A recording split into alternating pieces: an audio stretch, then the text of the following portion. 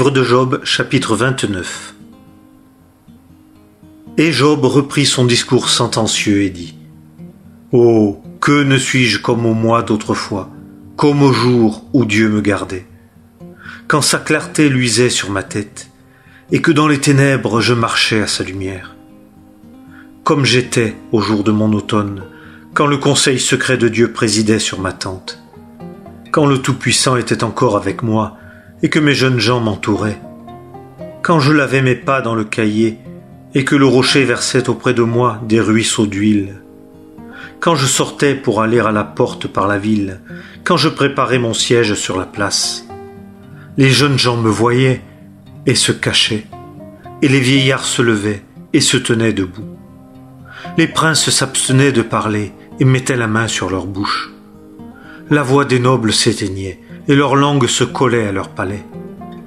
Quand l'oreille m'entendait, elle m'appelait bienheureux. Quand l'œil me voyait, il me rendait témoignage. Car je délivrais le malheureux qui implorait du secours, et l'orphelin qui était sans aide. La bénédiction de celui qui périssait venait sur moi, et je faisais chanter de joie le cœur de la veuve. Je me vêtais de la justice, et elle me revêtait. Ma droiture m'était comme un manteau et un turban. J'étais, moi, les yeux de l'aveugle et les pieds du boiteux. J'étais un père pour les pauvres, et j'examinais la cause de celui qui m'était inconnu. Et je brisais la mâchoire de l'inique, et d'entre ses dents j'arrachais la proie. Et je disais : j'expirerai dans mon nid, et mes jours seront nombreux comme le sable. Ma racine sera ouverte aux eaux, et la rosée séjournera sur ma branche. Ma gloire restera toujours nouvelle avec moi, et mon arc rajeunira dans ma main.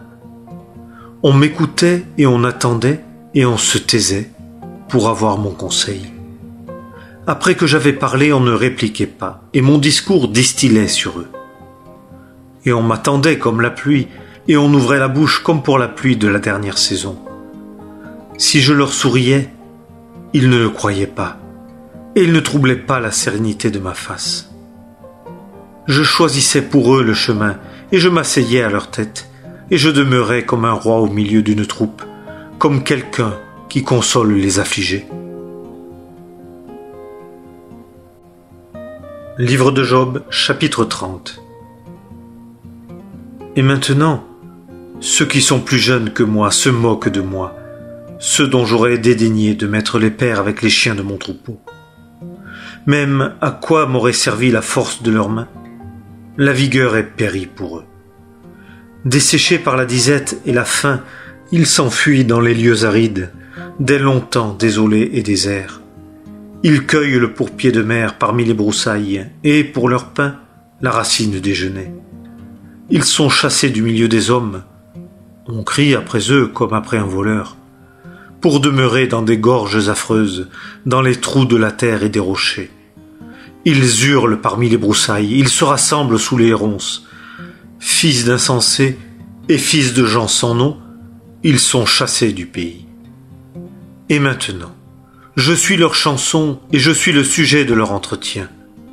Ils m'ont en horreur, ils se tiennent loin de moi et n'épargnent pas à ma face les crachats. Car il a délié ma corde et m'a affligé. Ils ont jeté loin tout frein devant moi. Cette jeune engeance se lève à ma droite, ils poussent mes pieds et préparent contre moi leur chemin pernicieux. Ils détruisent mon sentier, ils contribuent à ma calamité, sans que personne leur vienne en aide. Ils viennent comme par une large brèche, ils se précipitent au milieu du fracas. Des terreurs m'assaillent, elles poursuivent ma gloire comme le vent, et mon état de sûreté est passé comme une nuée. Et maintenant, mon âme se répand en moi. Les jours d'affliction m'ont saisi. La nuit perce mes os et les détache de dessus moi, et ceux qui me rongent ne dorment pas. Par leur grande force, ils deviennent mon vêtement. Ils me serrent comme le collet de ma tunique. Il m'a jeté dans la boue, et je suis devenu comme la poussière et la cendre. Je crie à toi, et tu ne me réponds pas. Je me tiens là, et tu me regardes. Tu t'es changé pour moi en ennemi cruel. Tu me poursuis avec la force de ta main.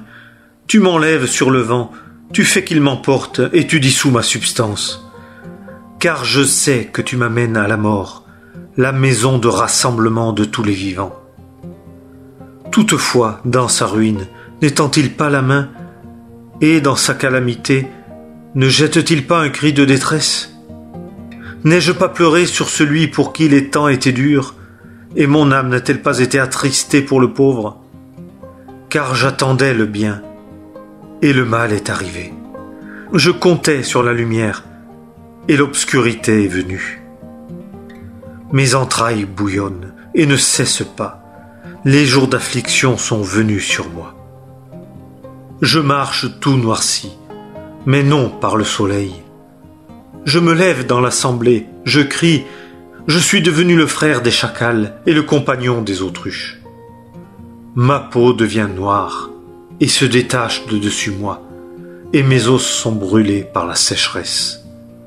Et ma harpe est changée en deuil, et mon chalumeau est devenu la voix des pleureurs.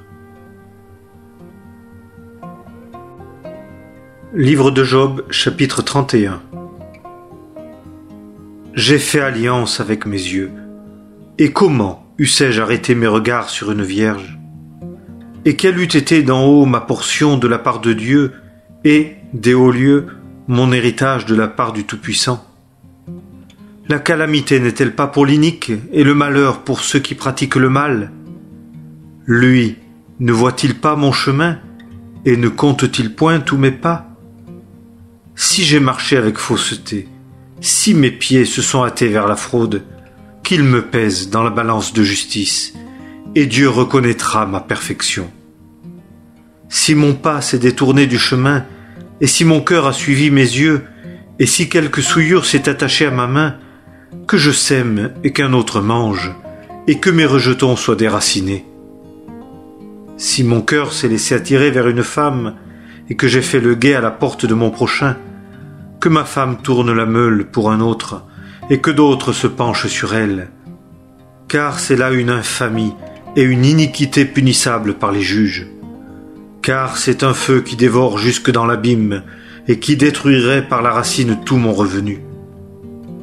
Si j'ai méprisé le droit de mon serviteur ou de ma servante quand il contestait avec moi, que ferais-je quand Dieu se lèverait? Et s'il me visitait, que lui répondrais-je? Celui qui m'a fait dans le sein de ma mère, ne les a-t-il pas fait eux aussi? Et un seul et même Dieu ne nous a-t-il pas formés dans la matrice?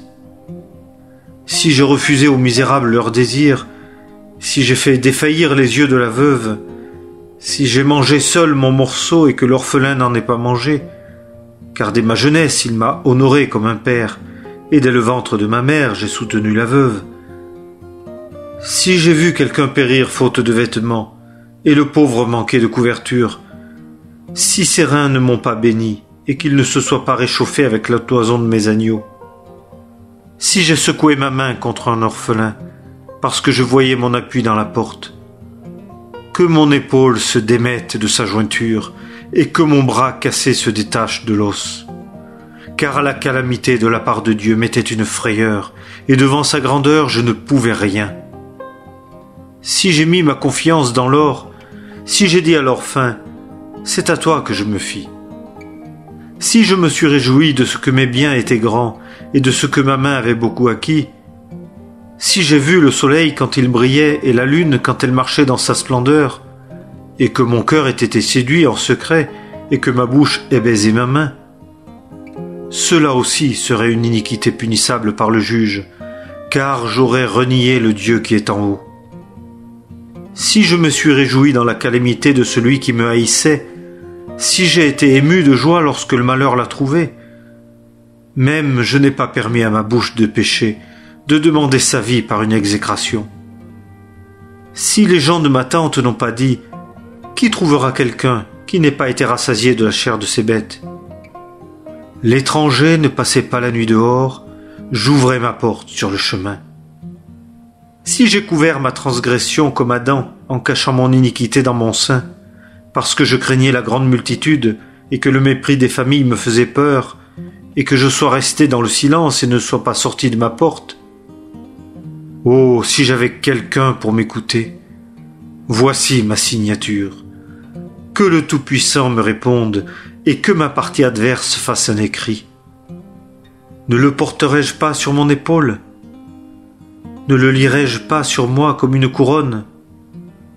Je lui déclarerai le nombre de mes pas, comme un prince je m'approcherai de lui. Si ma terre crie contre moi et que ses sillons pleurent ensemble, si j'en ai mangé le revenu sans argent et que j'ai tourmenté à mort l'âme de ses possesseurs, que les épines croissent au lieu du froment et l'ivraie au lieu d'orge.